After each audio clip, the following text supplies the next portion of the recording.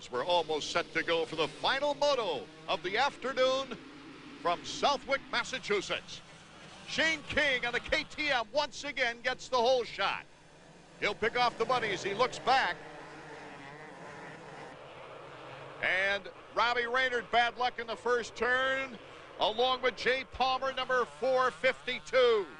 So Raynard gets away in 39th position. Looked like he didn't bend anything on the bike, though. He was able to take off pretty aggressive, so long ways to come from behind, but it's a lot worse if you got bent handlebars. Ricky Carmichael with a good start. Damon Huffman with a good start. There's Shane King, number 110, on the four-stroke KTM. 2 hole shots in a row for Shane. Getting good traction off that cement. And here's Ricky Carmichael. Carmichael wants the lead. And he takes it on the jump. Carmichael is so fast. When he decides he wants to make up time on somebody, I don't think there's anyone faster on the racetrack. He takes big chances to do it. Jumps right into that inside line right away. That's something they kind of scouted on that warm-up lap. Whoa, a little squirrely there. He lands short on that double. That's the 3rd time I've counted he's almost gone down this opening lap. Carmichael letting it all hang loose. If he hadn't tangled with Larocco in that first moto and come out of it about 25th, but he gained about 3 seconds a lap in that first moto, David, for a respectable finish. Yeah, he is, like I said, he wants to win. And I get the feeling, too, that Carmichael is going to every race with a little something to prove. He wants to win so bad. He wants to just kill these guys. And everyone else, they talk about trying to be smart, let the series come to them. It's a long series. I don't know if that's going to get it done against Carmichael. He has to do it in spectacular fashion after those 2 12th place finishes before at Mount Morris. Here is Mike Larocco. Well, that's scary. When you go around that corner like that, if all you got to do is just hit one little bump wrong, have that back end swap around, and by the time you land off that plateau, you're totally sideways and crashing. So the 2 guys that got together in Moto 1 early in the moto and had to fight from behind are now 1 and 2 with Shane King in 3rd place and Damon Huffman, number 20, in 4th. That's Wyndham in 5th, Albertine in 6th, and Villeman comes next. Villeman, pretty good start. Remember, he wasn't able to ride the last probably 3rd of that first 250 moto, so he's going to be probably a little bit fresher physically, but also a little bit less in tune with what's happened to the racetrack. This is really the first time that Mike Larocco has raced without pain since Glen Helen a long time ago, and that was the season opener. He just wasn't strong enough for Mount Morris, and he says his conditioning program is getting him back up toward par right now. So it's Carmichael, Larocco, King, there's Huffman, there's Wyndham, Albertine, and Villeman. That could be quite a battle with Villeman back there. Well, he's going to push the issue on all those guys and force them to pick up the pace, or he's going to pass them all, because he is. You can see how frustrated he was the first moto as he had to walk off the track to soak up that disappointment of not getting any points, and you know he's going to try to make up for it here. Well, Ricky Carmichael's out in front. The last 8 years, we've had 8 different winners. That would make 9 different in the 250s if Carmichael can hold on to this lead. Of course, the king of Southwick is Jeff Stanton. What a hard-nosed worker he was, and he had 4 consecutive victories here from 1989 through 1992. It comes down to preparation for this type of racetrack and conditioning. And, you know, the guys like Bob Hanna, who prided themselves on conditioning, would do well at this racetrack. And if Ricky can win, he'll also, as he pointed out earlier, add himself to that rare list of guys who have been able to win on a 125 and a 250. If Ricky wins, it'd be the 16th different winner in 22 years here at Southwick. Equal opportunity track. Well, I wish I could be a stat there, but I never could even get a moto win here. Ricky Carmichael pulls the lead with David Villeman on the charge at 7th. Everybody's getting in the act here. What a great speed shot as they come back through there with a start. Pulls in. It's one of the fastest. It is the fastest section on the racetrack. These guys all trying to take a little bit different line to stay out of each other's roost. Villeman back there bringing up the rear. I don't think that's going to last much longer. He is just starting to get a little impatient. Look at the different line there. Switches to the inside. And Villeman, what a move that is, because Wyndham has to come to him on the short corner. And Villeman makes the pass. Greg Albertine in 5th, right in front of David. And it's Wyndham and Lusk. A little bit too early in the race to be looking for a smooth line. Villeman just went right down the center of the straightaway, down on the inside, hitting all the biggest braking bumps, but it turned out to work in his favor. Now he's working on Albertine. See how deep that rut's getting. Looked like Wyndham right there dragging the foot pegs. You have to recognize on a track like this that changes lap to lap. If a line starts to get bad or deep or a berm gets pushed, you have to think about that and make your adjustment before the next lap. Villeman taking the lead on Albertine slightly, and now beats him into the corner. So Villeman is really on the move, trying to make up points that he lost with the DNF in the first moto. Villeman now looking at Huffman and King in front of him. There's Huffman on the left, and Huffman goes flying, takes a hard hit, and the bike's on top of him. That pipe is hot. He's got a foot peg jammed into his side. Well, the track workers here have done a terrific job in protecting the riders during the crashes in the afternoon. Well, it looks like Damon's okay. It looks like he's just mad. This is the same section where we keep having problems. These guys get together. Remember, Pastrana and Boland in the same place. Carmichael in the first moto, laying in the same place. Not under the bike quite like this. Damon's lucky right here. He got away from, he was able to walk away from that. Ricky Carmichael, I repeat, if you've tuned in late, is way out in front. And he's on his way for a victory here at Southwick. See Dow just working his way up into the mechanics area. He's got Tortelli behind him. So Tortelli, who was so strong in that first moto, is buried behind all these guys. We talked about Villeman being at the tail end of this freight train. Look at that, Lusk, then King, and Tortelli's behind that. There's his mechanic, Shane Drew, checking his watch. He knows Sebastian has time to work his way to the front, but he's probably going to have to ride even harder than he did in the first moto to pass all these guys. What has to be realized right now, too, is you have a bad moto, you got to get right back into it, because anything can happen to any of the contenders. Tim Ferry's having a good day. He's in 10th place right now. And behind him is Robbie Rayner, which is incredible. Raynard was in 39th on the first lap, and now he's already back to 11th. He could be the fastest bike on the track right now. It's safe to say he is. He was fast in the first moto, and I just can't believe he's doing this. And this is the kind of effort that I talk about I like to see from these guys these days. I mean, these guys are high paid, they're professionals, and to see an effort like Raynard having his shoulder pop out in practice and go out and lead that first moto and come back from, it'd be easy for him to say, you know what, it's just not my day, my shoulder's this or that, but he's trying. I like that. Endurance certainly plays a big role here in the second moto as well. Well, the last 5 laps or so of this race, last 10 minutes rather, really we're going to see the guys that aren't in shape just dragging. There's no way to fake it out there. Uh-oh, Larry Ward. Looks like they're changing a tire on Larry's Kawasaki. Larry's best in recent years here at Southwick was a 4th in 1997. Kevin Wyndham tightening the screws a little bit on Albie. Lusk tightening them on him. And what a great battle this has become.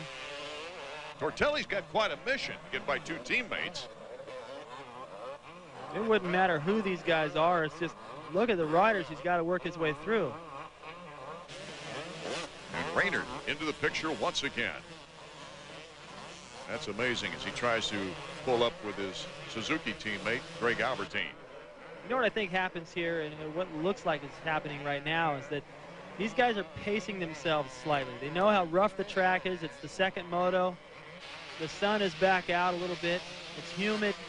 And they're not going as fast as they can go, like you see at some of the other races. And Raynard has gone into that panic mode. He went down in the first corner. He's not thinking about pace. He's thinking about get back up there. He's got a chance to win the overall so he can put together a good moto here. So he's riding all out, and that's the difference. Robbie taking a second in that first moto. Let's take a look at the Suzuki trivia question before we leave you. Which current 250 rider won the overall in a 125 here? The answer when we come back. Welcome back. The answer to our Suzuki trivia question. Which current 250 rider won the overall at Southwick on a 125? It was Larry Ward back in 1992 on a Suzuki. Actually, his very first motocross victory was right here at this track back in 1989. Right now, he's trying to fix a flat tire so he can even finish this moto. Let's go to the pits now and check out Davey Combs is with Ron Wood. Ron, looks like quite a battle out there between Kevin, Sebastian, and Robbie Raynard, who's come up from behind. Yeah, it's pretty close right now. Those guys are all real close. You could throw a blanket on every one of them, but it's still quite a bit of time left, so we'll have to see how it plays out. What was Kevin's expectations coming in here? Well, Kevin doesn't care for this track a whole lot, so he just wants to get through it with a good finish and then go on from there. Do you think he'd be satisfied where he's at now in fifth? I think so, but I expect him to get at least one more spot. Ron stepping in for Wyndham's regular mechanic, Ali Seymour, who was injured repairing bikes. We've had a lot of injuries in the mechanics area this year. Yeah, that's a new one. Usually it's the riders and they go out there and hit the turf, but these guys are getting hurt working on the bikes, which is kind of rare. Look at Tortelli doing everything he can to get through the pack. Greg Albertine in fourth place right now. Kevin's holding on pretty strong this time. I expected him to allow, not necessarily on purpose, but I thought Tortelli would have gotten by him by now, and Kevin's been fighting hard here. Look at the fishtail of the bikes coming down that gnarly straightaway. And Tortelli gets that job done. He just, in order to do it, though, he was all out of shape. The bike was bouncing all over the racetrack, and he just had to hang on. The only way he could get around clean. You don't want to really stuff your teammate. He was able to make a clean pass back there. Wyndham number 14 drops back a notch, and Tortelli is on his way. That's twice Tortelli has reached up to clear his vision in a scary place at high speed. Must have really needed to be able to see. He's been saving that vision for when he was able to get around Kevin. And oh, look at that. Robbie Raynard just appeared out of nowhere, out of the bush. I don't think Kevin knew he was that close. Well, watch Tortelli right here. Look at the bike dancing all over the place. Gets by Kevin right there at the top before they head down that long, rough sweeper. These guys are starting to drift back to that inside line because it's the shortest line around the racetrack. Oh, that was close. Tortelli almost having to duck underneath the handlebar there of a lapper, at least the shoulder of one. I can't believe he stayed up. And he needs to. Valuable points. He picked up the points lead after the first moto, and he's got Robbie Raynard. I mean, think about this. Tortelli didn't get a bad start. He was up in there. It wasn't a great start. It just goes to show that how much of this can be mental. Because Robbie, chances are, if he'd have gotten a great start, he'd still be in the same position he is here. Watch how close this got with Tortelli. Watch right here. The handlebar is almost sticking into his helmet. He has to duck his shoulder and elbow underneath. It actually looked like it ripped his throttle hand off. I don't know how either one of those guys stayed up, but they did. That lapper definitely knows now the leaders are coming around and get out of the way. Well, if you just tuned in, Robbie Raynard, number 17, was back in 39th position. And right now, you see him in our picture right behind Tortelli. And Tortelli now is hounding Albertine. It's the weirdest thing. I've gone out before. As a matter of fact, it's happened to me here where I've gotten a good start, finished up third, fourth, somewhere in there, and gotten a terrible start, and you still end up in the same place. Tortelli back there jumping into the berm to the outside. That's been his favorite line all day. He's made a couple of passes there, one on his teammate Wyndham, one on Raynard in the first moto for the lead. Now he's got Raynard chasing him. You better figure out a way around out. He's sandwiched between the Suzuki team riders right now. I don't know if that's going to play any team tactics or not, but he's got to feel like he needs to get out of there quick. What a three-way battle for fourth. Ooh, they almost came into contact as Albie came from the outside. Albie pounds hard, and that gives the opportunity. Just the mistake that Tortelli was waiting for. Tortelli almost got caught up in it. He had to lock up the brakes to get around to the inside of Greg Albertine. There goes Raynard. But Raynard has answered every move and followed everything that Tortelli has done this whole race. Once he has gotten in contact with Sebastian, he has copied every pass. Well, Raynard ought to take this race and bottle it. Yeah, he has been a phenomenal. Watch Albertine right here. Now, why am I stopping this? Everything looks fine, right? No. See that tree? Watch him duck. He actually moved those branches around there, landed in the hole. He overjumped that a little bit, almost hits the lapped rider. Tortelli, good reactions to get on the brakes, get back to the inside and make the pass right there. But, boy, that could have been scary for Albertine. And Robbie Raynard is going right with him. We'll be right back.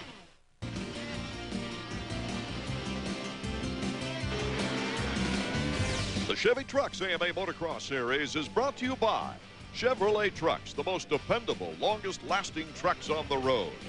And by Honda, the company that defines performance on two wheels. Performance first.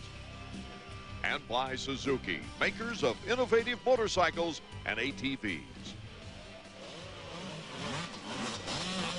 Ricky Carmichael, we haven't seen much of him. Neither of the other riders. He's way out in front, but look at this battle going on between Tortelli and Robbie Raynard. Raynard bar to bar with Tortelli now. Who comes out of it in front? It is Robbie Raynard in an incredible search to move up the ladder.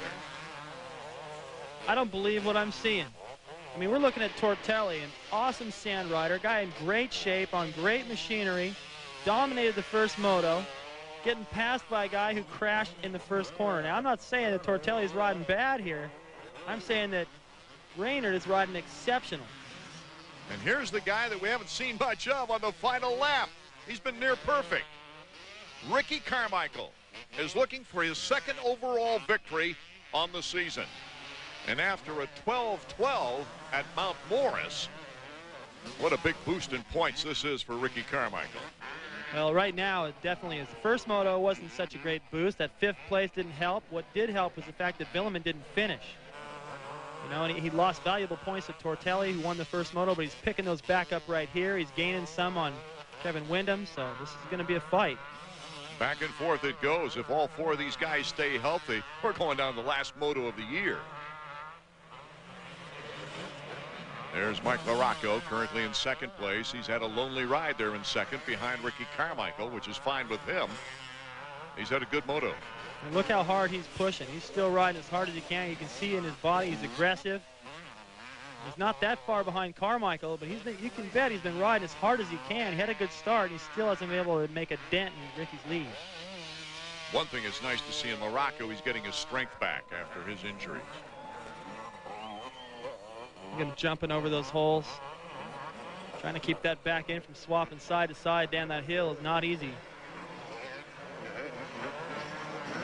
And our leader, Ricky Carmichael, he's got to be feeling great right about now. He came into this race saying, hey, I have to worry only about myself. I've got to make up for the bad performance at Mount Morris. I need to win. And win he does, taking the checkered flag here in the 2nd moto. And winning the overall event at Southwick, Massachusetts. So he becomes the 4th rider to win both a 125 and 250 here. It's Carmichael, LaRocco, and Villeman 1, 2, and 3.